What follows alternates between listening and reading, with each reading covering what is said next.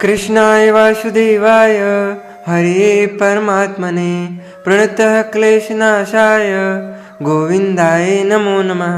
वसुदेवसुतं देवं कंसचाणूरमर्दनं देवकी परमानन्दं कृष्णं वन्दे जगद्गुरुं। गुरुर्ब्रह्मा गुरुर्विष्णु गुरुर्देवो महेश्वरः गुरु साक्षात् परब्रह्म तस्मै श्री गुरुवे नमः।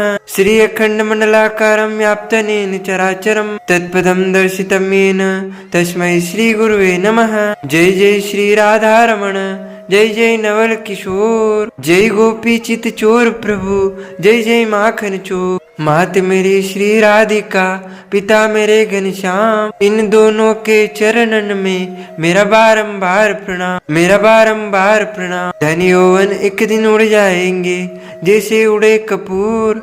मन मूर्ख तू राम भज क्यों चाटे जगदूर। राम कृष्ण तो एक है अंतर नहीं निमेष इनके नयन गंभीर है उनके चपल विशेष। बोलिए श्री लक्ष्मी नारायण भगवान की जय। आप सभी ने श्री कार्तिक मास महात्म कथा अध्याय 25 का श्रवण किया। अब आगे उसी क्रम में अध्याय 26 की कथा आती है। कार्तिक मास महात्म का 26वां अध्याय श्री विष्णु की कृपा से आज तुमको राह बताए।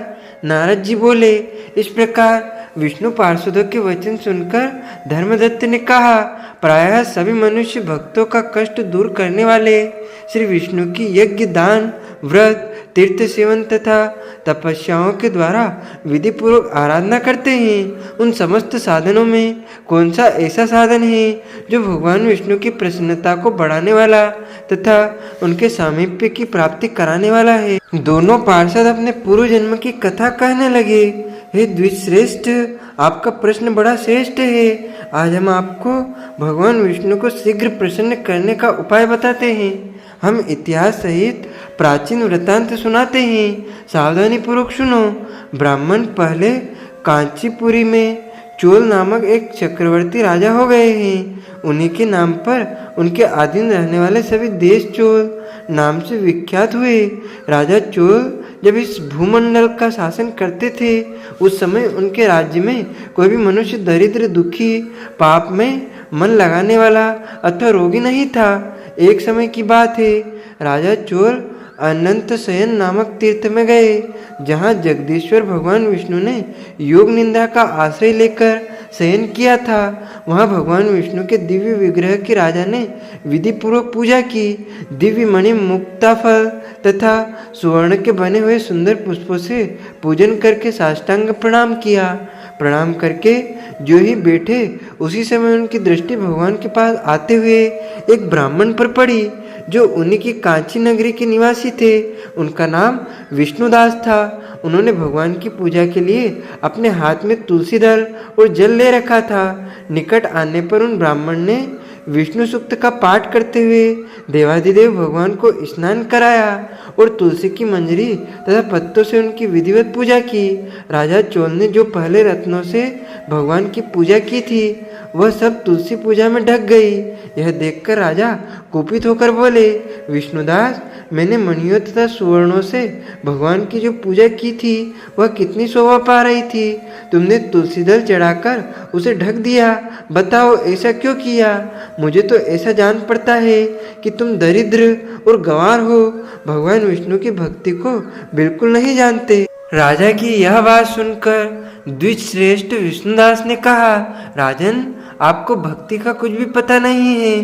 केवल राजलक्ष्मी के कारण आप घमंड कर रहे हैं। बतलाइए तो आज से पहले आपने कितने वैष्णव व्रतों का पालन किया है? तब नृपश्रेष्ठ चोल ने हंसते हुए कहा, तुम तो दरिद्र और निर्धन हो। तुम्हारी भगवान विष्णु में भक्ति ही कितनी है। तुमने भगवान विष्णु को संतुष्ट करने वाला कोई भी यज्ञ और दान आदि नहीं किया और ना पहले कभी कोई देव मंदिर ही बनवाया है। इतने पर भी तुम्हें अपनी भक्ति का इतना गर्व है। अच्छा, तो ये सभी ब्राह्मण मेरी बात सुन ले।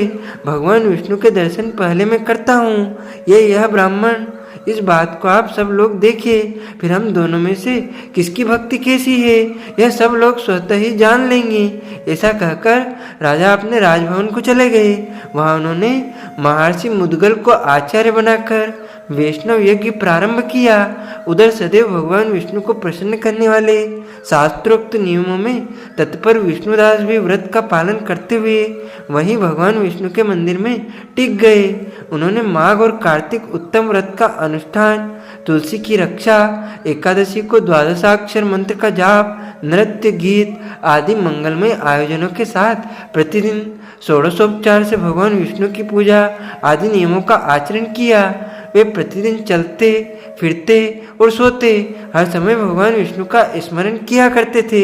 उनकी दृष्टि सर्वत्र सम हो गई थी। वे सब प्राणियों के भीतर एकमात्र भगवान विष्णु को ही स्थिति देखते थे।